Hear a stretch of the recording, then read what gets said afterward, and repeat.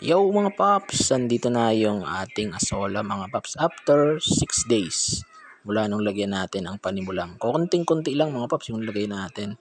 So kung mapapansin nyo, medyo mabagal yung kanilang pagdami kasi nagkaroon tayo ng experiment mga paps na hindi ako naglagay ng kahit anong fertilizer.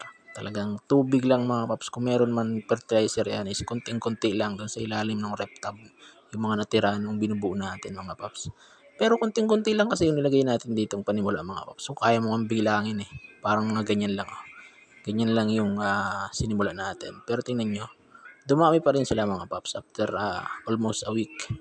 Kaya yan makapagpatunay mga paps na dumadami talaga yung asola kahit walang fertilizer. Yun nga lang is medyo mabagal. Kasi pag may fertilizer to mga paps is ang 1 week nito, yung 1 week and a half ay dapat puno na tong tab na to. Kung ganun karami yung nilagay natin. Pero okay lang yan, experiment lang naman ito.